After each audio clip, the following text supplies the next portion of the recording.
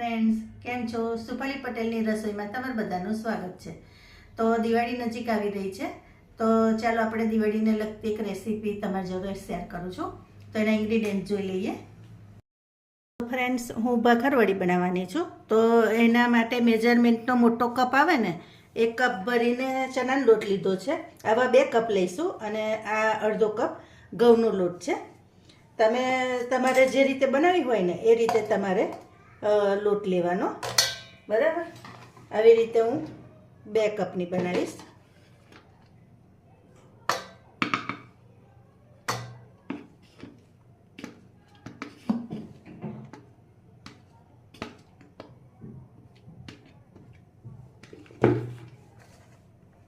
હવે લોટને ચારીને લેવાનો.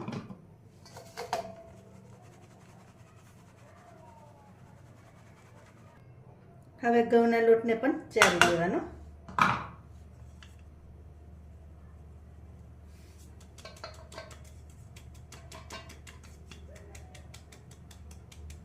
આવું નીકળે એ બધું કાઢી નાખવાનું. હવે લોટમાં ટેસ્ટ પ્રમાણે આપણે મીઠું એડ કરવાનું.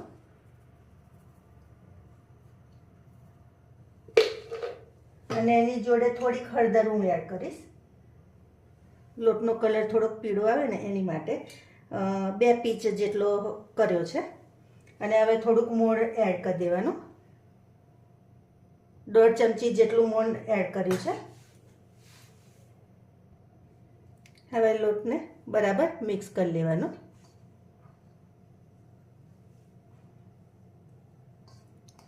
તમે એકલો ચણાનો લોટ પણ લઈ શકો. તમને ચણાનો લોટની જોડે મેદો પણ લઈ શકો, પણ ઘઉંના લોટ જોડે ભાખરવડી વધારે સારી લાગે એટલે મેં ઘઉંનો લોટ લીધો છે.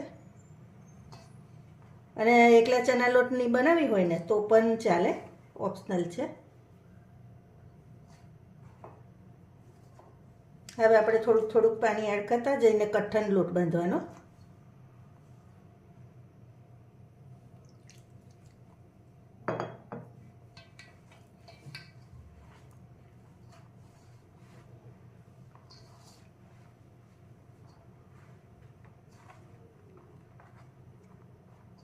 આવી રીતે બરાબર મસાળતા જઈને લોટને છે ને થોડું કડક બાંધવાનું આપણે.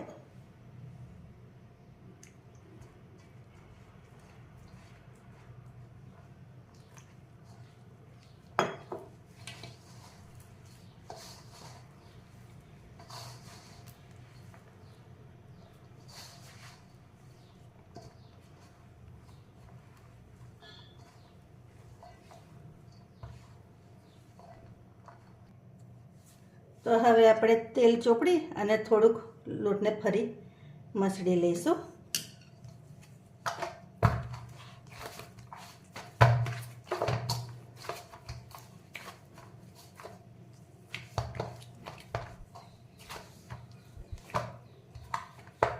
હવે આટલો કઠણ બાંધ્યો છે. હવે એને ઢાંકીને રવા દેવાનું. ત્યાં સુધી આપણે એના અંદર ફિલ કરવાનો મસાલો એડ કરી દઈએ, બનાવી લઈએ. તો ફ્રેન્ડ્સ, આ બધા ઇન્ગ્રીડિયન્ટ્સ લીધા છે મસાલો બનાવવા. તો આ વેલેરી છે, તો વેલેરી 1 ચમચી લીધી છે, જે મોટી ચમચી આવે એ. સિંગદાણા આશરે 3 ચમચી જેટલા છે. 1 ચમચી આખા દાણા લીધા છે આવા. 3 ચમચી મોટી કોકોનટ મતલબ છીણેલું કોપરું લીધું છે. તલ છે 3 ચમચી.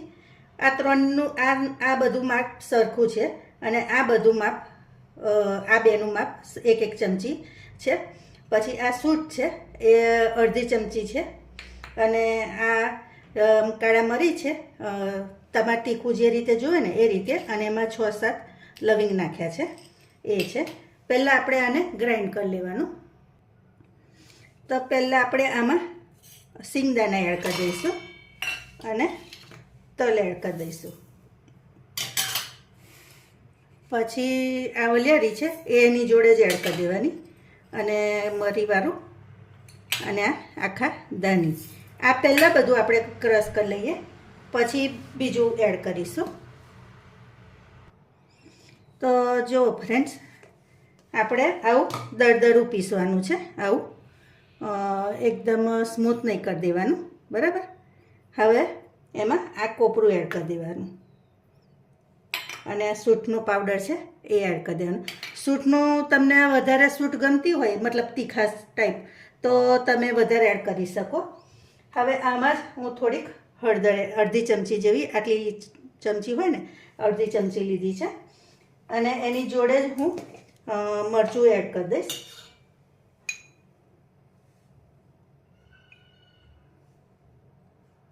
તો અત્યારે 3 ચમચી એડ કરું છું. આ કાશ્મીરી મરચું છે, પછી તમે વધઘટ કરી શકો. અને ગરમ મસાલો છે એ પણ એડ કરી દઈશું. આમાં ગરમ મસાલો વધારે એડ કરવાનો, કારણ કે મસાલાનો ટેસ્ટ વધારે હોય છે એટલે. પછી આ ખાંડ છે તે 1 ચમચી એડ કરી દેવાનું, કારણ કે આ મસાલો છે ને ખાટો મીઠો જ સારો લાગે, એટલે આપણે એ રીતે કરવાનો.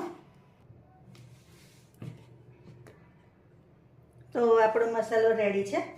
હવે એને એક બાઉલમાં કાઢી લઈશું.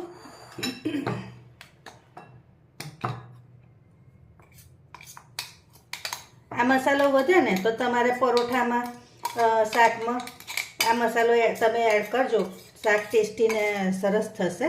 હવે આમાં આપણે મીઠું એડ કરી દઈએ.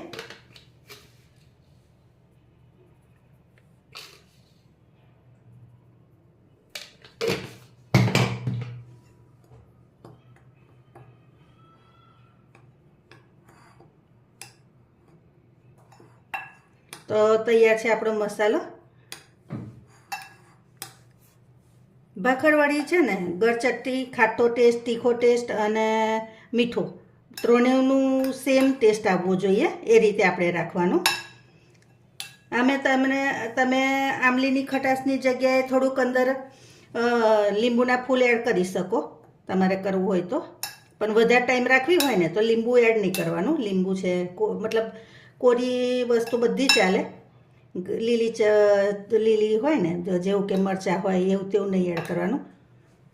તો મિક્સ છે આપણો પાવડર. હવે આપણે લોટને ફરી મસળી લઈએ.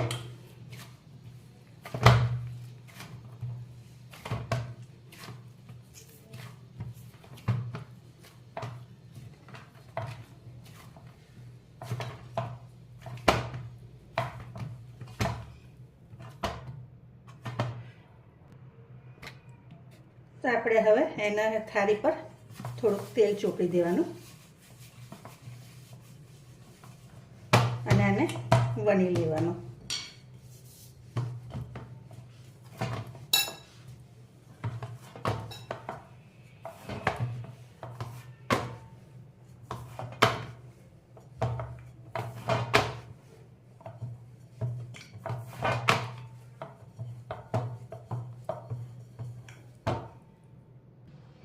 તો જો આટલો જાડો રાખ્યો છે, તમારે આવો રાખવાનો, બરાબર. હવે આ ગોળ આમલીનું પાણી છે, જે તમે ગળી ચટણી બનાવતા હોય ને એ પણ ચાલે, તમે ચોપડો તો. હવે આની પર આપણે આવી રીતે ચોપડી દઈશું.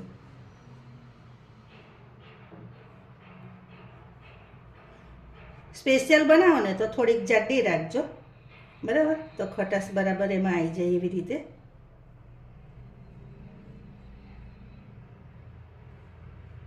આવી રીતે તમારે ચોપડી દેવાની અને ઉપર જે મસાલો બનાવ્યો છે ને એ મસાલો આપણે એડ કરીશું. મસાલો તમારે છે ને પાતળો પાતળો, પતલી પતલી રીતે કરવાનો એડ.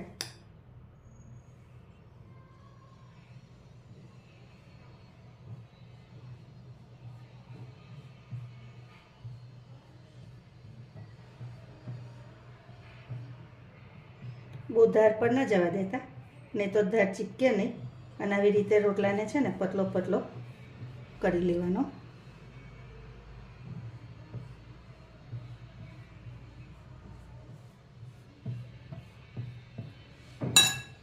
હવે આની પર હું ફરી થોડુંક પાણી એ કરીશ.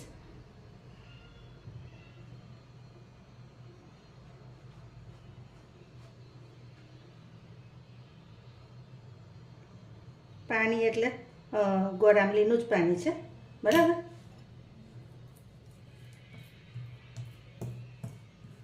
આનાથી શું થશે, તમારા મસાલો જે છે ને એ બધો ચોંટી જશે અને ટેસ્ટ પણ વધારે સરસ આવશે. બરાબર.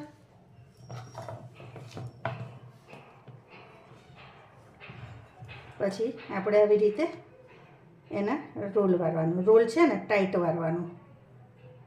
જો તમને એ બાજુથી બતાવું.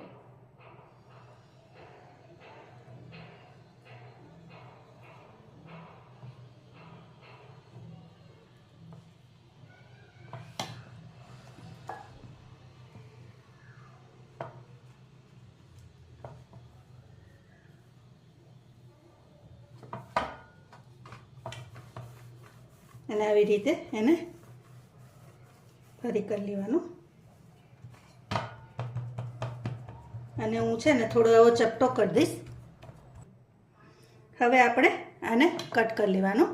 તો આ બે સાઈડ પરની ધાર છે ને એને કાઢી નાખીશું, સાઈડ પર કરી દઈશું અને આવી રીતે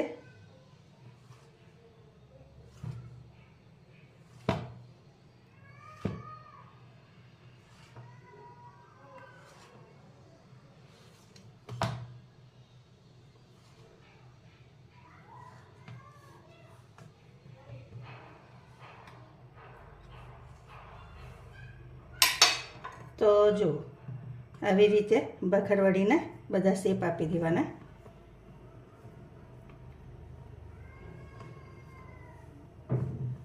હવે તમે આ રીતે કરશો ને તો આનું એક પણ પડ છૂટું નહીં પડે. બરાબર.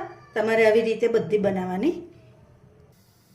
તો જો ફ્રેન્ડ્સ, આપણી બધી ભાખરવડી આવી રીતે બનાવી દીધી છે. બરાબર.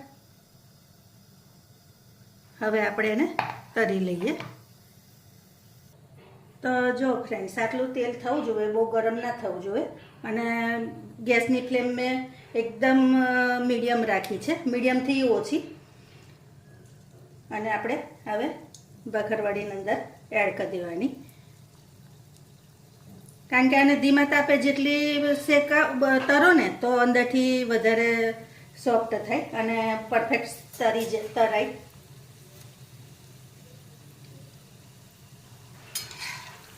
આટલી થાય પછી આપણે હલાવવાનું. ત્યાં સુધી આપણે હલાવવાનું પણ નહીં. એને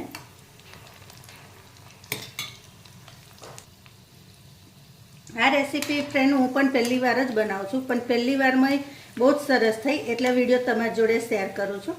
કારણ કે આ રેસીપી મારી ફ્રેન્ડ છે કોમલ કરીને, એને મને શીખવાડી હતી. એ જ્યારે મારી ઘરે આવે ને ત્યારે આ ભાખરવડી બનાવીને અમને ખવડાવતી હતી. તો મને થયું કે ચાલો આ વર્ષે હું પણ બનાવું. મારાથી થાય જ કે નહીં, પણ ખરેખર બહુ સરસ થાય છે. જુઓ, આવું પડ ખુલી જાય તેના માટે તમારે ખાસ કાળજી કરવાની કે એને ટાઈટ રોલ વાળવાનો.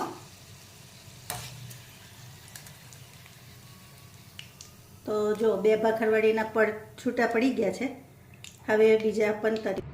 તો જો ફ્રેન્ડ્સ, આપણી ભાખરવડી રેડી છે. તો એ 3 લુઆમથી આટલી ભાખરવડી બની. તો તમે બહારથી લાવો એના કરતાં ઘરે ઘણી બધી બને. તો એકવાર આવી રીતે ચોક્કસથી બનાવજો. અને હું તમને બતાવું તો હજી ગરમ છે, પણ જો અવાજ આવે છે ને,